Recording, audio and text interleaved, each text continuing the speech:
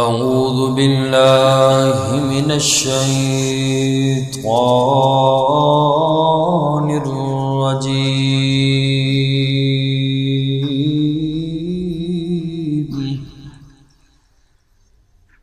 بسم الله الرحمن الرحيم.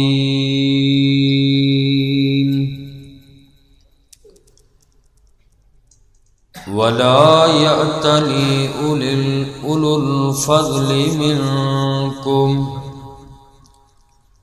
ولا يأتل، اور نہ قسم کھائیں، اولو الفضل منکم، تم میں سے فضیلت والے لوگ، والسعۃ، اور وسعت والے لوگ، ان یؤتوا اولی القربی، یہ کہ نہ دیں قریبی رشتہ داروں کو، والمساکین، اور مسکینوں کو، والمہاجرین فی سبیل اللہ،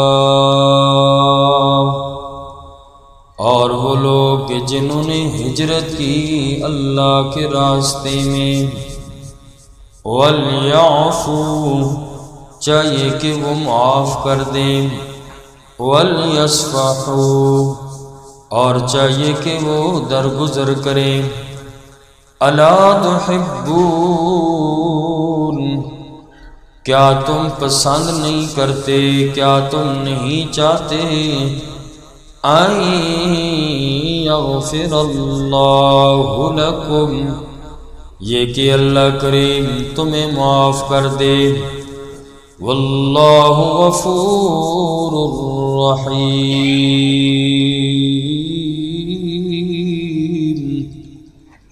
اور اللہ تعالی بخشنے والے مہربان ہیں۔ آج کی اس آیت پاک میں اس کا شان نزول یہ ہے کہ حضرت سیدہ عائشہ صدیقہ رضی اللہ تعالی عنہا پر تہمت لگانے والوں میں سے صحابی رسول حضرت مصطح بن اثاثہ رضی اللہ تعالی عنہ بھی تھے۔ یہ بھی منافقین کے پروپیگنڈے میں آگے تھے، اور جب حضرت سیدنا ابو بکر صدیق رضی اللہ تعالی عنہ نے ان کے بارے میں بھی سنا تو سیدنا صدیق اکبر رضی اللہ تعالی عنہ ان کو معنی وظیفہ دیتے تھے، اور ان کا وہ معنی وظیفہ جو تھا وہ حضرت ابو بکر صدیق نے قسم کھا لی کہ میں آئندہ اس کو نہیں دوں گا، اور یہ حضرت سیدنا صدیق اکبر کے خالہ زاد بھائی بھی تھے، اور غیرت کا تقاضا بھی یہی تھا کہ بھائی اس کا خرچہ بند کر دینا چاہیے، کیونکہ اتنا بھی خیال نہ آیا کہ کس پہ تہمت لگا رہے ہیں، کہ جن کے گھر سے کھاتا پیتا ہو انسان، اور ہے بھی رسول اللہ صلی اللہ علیہ وسلم کی زوجہ محترمہ۔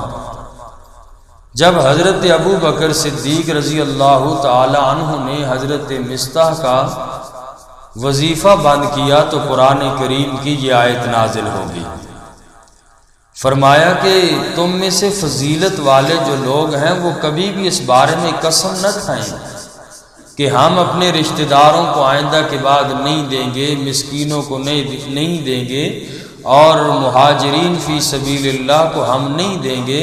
فرمایا کہ فضیلت والے لوگوں سے کو یہ بات زیبا نہیں دیتی کہ وہ ایسی بات کریں۔ تو قرآن کریم کی اس نص قطعی سے ثابت ہوتا ہے کہ حضرت ابو بکر صدیق رضی اللہ تعالی عنہ فضیلت والے ہیں، کیونکہ فرمایا اولو الفضل منکم، تم میں جو فضیلت والے لوگ ہیں وہ کبھی بھی ایسی قسم نہ کھائیں جن اپنے رشتہ داروں کو دیتے تھے ان کو دیں۔ چنانچہ حضرت صدیق اکبر رضی اللہ تعالی عنہ نے ان کا وظیفہ جاری فرما دیا، اور صرف جاری ہی نہیں فرمایا بلکہ اس آیت پاک کے نازل ہونے کے بعد حضرت صدیق اکبر نے حضرت مصطح کا جو وظیفہ تھا وہ دگنا کر دیا تھا۔ اور اسی طریقے سے آیت پاک کے دوسرے حصے میں فرمایا کہ اے فضیلت والے لوگوں جن کو اللہ نے مال دیے، وسعت وسعت والے لوگوں، اگر جن غریبوں پہ تم مال خرچ کرتے ہو، رشتہ دار ہیں، مسکین ہیں، مہاجر ہیں، جیسے بھی ہیں، اگر ان لوگوں سے کوئی غلطی ہو جاتی ہے تو تمہیں چاہیے کہ وَلْيَعْفُوا وَلْيَصْفَحُوا، تمہیں چاہیے کہ تم ان سے انہیں معاف کرو اور ان سے درگزر کرو۔ ایسی قسمیں نہ کھاؤ کہ ہم تو ان کو دیں گے ہی نہیں، ہمارا ہی کھاتا ہے اور پھر ہمارے اوپر ہی باتیں کرتا ہے۔ بخاری شریف کی روایت ہے، ایک مالدار آدمی تھا، اور عموماً جو ہے خاص طور پر نہیں بلکہ عمومی طور پر بات یہ ہے کہ مال کی ایک خاصیت یہ ہے کہ جب مال کسی انسان کے پاس آتا ہے تو وہ انسان کو اللہ سے دور کر دیتا ہے، مال دین سے دور کر دیتا ہے، مال آخرت سے دور کر دیتا ہے، مال اللہ کے قرآن سے دور کر دیتا ہے۔ عمومی فضا یہی ہے۔ ہاں بیچ میں چند ایسے لوگ بھی، حضرت عثمان غنی، حضرت عبد الرحمن بن عوف رضی اللہ تعالی عنہ کے راستے پہ چلنے والے بھی لوگ موجود ہیں، لیکن اکثریت یہی ہوتی ہے۔ قرآن کہتا ہے وَلَوْ بَسَطَ اللَّهُ الرِّزْقَ لِعِبَادِهِ لَبَغَوْا فِي الْأَرْضِ، کہ اگر میں لوگوں پر مال کو کشادہ کر دوں، وسیع کر دوں، ہر بندہ مالدار ہو جائے، لَبَغَوْا فِي الْأَرْضِ، لوگ زمین میں اللہ کی بغاوت شروع کر دیں، سرکش ہو جائیں لوگ۔ اس لیے کہ مال کے اندر ایک خصوصیت یہ ہے کہ انسان اللہ کا باغی ہو جاتا ہے، اللہ سے دور ہو جاتا ہے۔ تو وہ ایک مالدار آدمی تھا، بخاری شریف کی روایت ہے۔ اس آدمی کے کئی ملازم تھے، بڑا وسیع اس بندے کا کاروبار تھا۔ فوت ہو گیا، آقا علیہ الصلوۃ والسلام نے فرمایا کہ اللہ کی عدالت میں وہ چلا گیا، تو رب کی عدالت میں گیا تو اللہ نے پوچھا کیا لائے ہو؟ فرمایا یا اللہ کریم کچھ نہیں، دنیا میں مال سے فرصت نہیں ملتی تھی، اے اللہ میرے نام اعمال میں تو کوئی نیکی نہیں ہے۔ فرمایا سوچو شاید کہ دنیا میں کوئی نیکی کی ہو، اور فرمایا اس کے بعد اس آدمی نے کہ یا اللہ ایک ہی نیکی ہے، اور وہ نیکی یہ ہے کہ میں لوگوں کو، امیر آدمی تھا، جو بھی میرے پاس ضرورت مند آتا، قرض والا آتا تو میں اس بندے کو قرض دے دیتا تھا، اور غریب آدمی کے پاس جب وقت پورا ہو جاتا تو غریب کے پاس ادا کرنے کے پیسے نہیں ہوتے تھے، تو میں ایسا کرتا تھا غریب کو یا تو مہلت دے دیتا تھا، یا اتنا ہی غریب ہوتا تو میں اس بندے کو معاف بھی کر دیتا تھا۔ اللہ بس میری ایک یہی نیکی ہے، باقی تو میرے نامہ اعمال کے اندر کوئی نیکی نہیں ہے۔ اللہ کریم نے اسے فرمایا، بخاری کی روایت، آقا علیہ السلام نے فرمایا کہ اے میرے بندے، تو بندہ ہو کر لوگوں کو معاف کر سکتا ہے، میں تو قادر مطلق ہوں، جا میں نے آج تجھے معاف کر دیا۔ دنیا میں تو لوگوں کو معاف کیا کرتا تھا، آج میں اللہ کریم نے تجھے معاف کر دیا۔ اور اللہ کے نبی صلی اللہ علیہ وسلم نے فرمایا کہ اللہ تعالیٰ نے اس انسان کے جنت کا فیصلہ فرما دیا۔ تو فرمایا کہ لوگوں کو معاف کرنے والی صفت پیدا کرو۔ آج ہمارے معاشرے کے اندر برداشت والا مادہ بہت کم ہے، اور ہم لوگوں کے لیے بڑی سختی کا مظاہرہ کرتے ہیں، اور اگر کوئی بات کرے بھی تو ہم کہتے ہیں بھائی میں غلط بات برداشت نہیں کر سکتا۔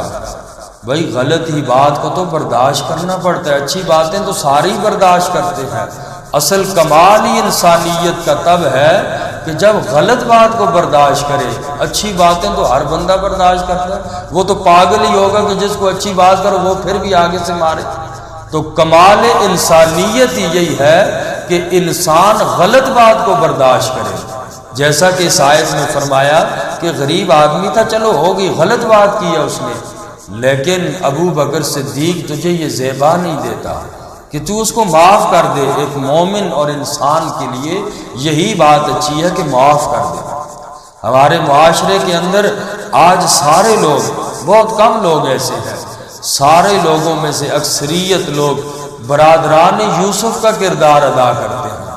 حضرت یوسف علیہ السلام کے بھائیوں کا کردار برداشت نہ کر سکے، حضرت یوسف کے اعزاز، حضرت یوسف علیہ السلام کی شان کو برداشت نہ کر سکے، چھوٹے معصوم بچے کو حضرت یوسف علیہ السلام کو گھر سے اٹھایا، مارتے رہے، مار مار کے کنویں کے اندر یوسف علیہ السلام کو ڈال دیا، اور پھر وہاں سے جب قافلے والوں نے نکالا یوسف علیہ السلام کو تو قافلے کے ہاتھوں فروخت بھی کر دیا، کہا جی یہ ہمارا غلام ہے، اور یہ بھاگ گیا، چلو ہم تمہیں فروخت کرتے ہیں۔ یوسف علیہ السلام یوں مصر کے بازاروں میں بکتے رہے۔ کتنا ظلم کیا یوسف علیہ السلام سے، کون تھے؟ اپنے تھے، اپنوں نے ظلم کیا، اپنے ہی بھائی تھے، اور ایک باپ کی اولاد تھی، کتنا ظلم کیا، چاہے اپنے ہوں یا غیر ہوں۔ کہتے ہیں جی میں غلط بات ہی برداشت نہیں کرتا۔ تیرے اندر پھر کمال انسانیت کیا ہے کہ اگر غلط بات برداشت نہیں۔ یوسف علیہ السلام، یہ جتنے بھی واقعات قرآن میں بیان کیے جاتے ہیں یہ میری اور آپ کی رہنمائی کے لیے ہوتے ہیں واقعات۔ تو بہرحال دیکھیں اب یوسف علیہ السلام کا کردار دیکھیں، بھائیوں نے کیا کیا۔ یوسف علیہ السلام وزیر خزانہ بنے، مصر کے تخت پہ بیٹھے، اور قحط پڑ گیا، یوسف علیہ السلام کے وہی بھائی آگے لینے کے لیے قحط، وہ غلہ بھی یوسف علیہ السلام کیا عہدے پر بھی تھے، مصر کے بادشاہ تھے، وزیر خزانہ تھے، ہر چیز ان کے قبضے میں تھی، ہوتے اگر ایسے ہی بدلہ لینے والے، اس میں اگر کوئی کمال ہوتا تو لٹکا دیتے 10 کے 10 بھائیوں کو، ہر قسم کا اختیار تھا۔ اس وقت تو انہوں نے ظلم کیا تھا، یوسف علیہ السلام چھوٹے تھے، لیکن آج سب کچھ ہوتے ہوئے حضرت یوسف علیہ السلام نے تانا بھی نہیں دیا، اللہ کے نبی نے تانا بھی نہیں دیا۔ آج ہمارے اندر بھی کمی ہے حضرت یوسف علیہ السلام کے کردار کی، بھائیوں والا کردار سارے ہی ادا کرتے ہیں، ضد بخیلیاں برداشت نہیں ہے، یہ سارے ہی کرتے ہیں۔ ضرورت اس بات کی ہے حضرت یوسف علیہ السلام کے بھائیوں کا کردار نہ اپنایا جائے، بلکہ اپنا کرے کوئی غیر زیادتی کرے۔ حضرت یوسف علیہ السلام کا کردار کیا ہے کہ اپنوں کو معاف کر دیا، معاف کرنے کے ساتھ نواز بھی دیا۔ یہ کمال انسانیت ہے، یہ انسان کے اندر جو ہے اصل بات ہے کہ انسان برداشت والا مادہ پیدا ہو جائے۔ تو قرآن کریم نے بھی فرمایا وَلْيَعْفُوا وَلْيَصْفَحُوا۔ ہمارا بھی یہی حال ہوتا ہے، کسی کو دیتے ہیں، کبھی کوئی ایسی بات ہو بھی جائے، آئندہ کے بعد اس بندے پہ سب کچھ بند ہو جاتا ہے، بھائی میرا ہی کھاتا ہے، میرے اوپر ہی باتیں کرتا ہے۔ رب اگر پوچھ لے میرا ہی کھاتا ہے، میری نافرمانیاں کرتا ہے، رب بند کر دے تو بھوکے مرنے لگ جائے۔ روزانہ کتنی نافرمانیاں ہوتی ہیں، اللہ والی صفات، اور اسی طریقے سے نیک لوگوں والی صفات یہ ہیں وَلْيَعْفُوا وَلْيَصْفَحُوا، چاہیے کہ معاف کر دیں اور لوگوں کو درگزر کریں۔ فرمایا وَلَا يَأْتَلِ أُولُو الْفَضْلِ مِنْكُمْ، اور قسم نہ کھائیں تم میں سے فضیلت والے لوگ، والسعۃ اور وسعت والے لوگ، ان یؤتوا اولی القربی، یہ کہ نہ دیں وہ قریبی رشتہ داروں کو، والمساکین اور مسکینوں کو، والمہاجرین فی سبیل اللہ، اور اللہ کے راستے میں ہجرت کرنے والوں کے بارے میں قسمیں کھا لیں۔ ایسا نہیں کرنا چاہیے، بلکہ فرمایا وَلْيَعْفُوا وَلْيَصْفَحُوا، چاہیے کہ وہ معاف کر دیں اور درگزر کر لیں۔ اَلَا تُحِبُّونَ، کیا تم نہیں چاہتے ان یغفر اللہ لکم، کہ اللہ تمہیں معاف کر دے۔ لوگوں کو معاف کرو گے تو اللہ تمہیں معاف کریں گے، لوگوں پہ سختیاں کرو گے اللہ تمہارے اوپر بھی سختیاں لائیں گے۔ اس لیے اللہ فرماتے الا تحبون ان یغفر اللہ لکم، کیا تم پسند نہیں کرتے یہ کہ اللہ کریم تمہیں معاف کر دے؟ یہ آیت حضرت ابو بکر صدیق رضی اللہ تعالی عنہ کے بارے میں نازل ہوئی۔ حضرت سیدنا صدیق اکبر رضی اللہ تعالی عنہ نے جب یہ آیت پاک سنی الا تحبون ان یغفر اللہ لکم، اللہ پوچھ رہی ہیں اے معاف کرنے والے لوگوں تم لوگوں کو معاف کرو، کیا تم یہ نہیں چاہتے کہ اللہ تمہیں معاف کر دے؟ حضرت سیدنا صدیق اکبر رضی اللہ تعالیٰ عنہ نے فرمایا بلا نحب ان یغفر اللہ لنا، کیوں نہیں اللہ کریم، ہم تو یہ پسند کرتے کہ اللہ تو ہمیں معاف کر دے۔ پھر حضرت صدیق اکبر رضی اللہ تعالی عنہ نے جب اس آیت پاک کو سنا الا تحبون ان یغفر اللہ لکم، اللہ تبارک و تعالی سے بخشش چاہتے ہو، جن لوگوں کے بارے میں قسمیں کھائیں نہیں دیں گے انہیں دینا شروع کر دو، غلطی ہو گئی ان لوگوں سے معاف کر دو۔ حضرت صدیق اکبر رضی اللہ تعالی عنہ نے حضرت مصطح بن نصاصہ رضی اللہ تعالی عنہ کا وظیفہ بھی جاری فرما دیا۔ صرف وظیفہ جاری نہیں فرمایا بلکہ حضرت صدیق اکبر نے ان کا وظیفہ دگنا فرما دیا۔ واللہ غفور الرحیم، اور اللہ تعالی بخشنے والے بھی ہیں، بہت ہی زیادہ مہربان ہیں۔ اللہ تعالی ہم سب کو عمل کی توفیق نصیب فرمائے۔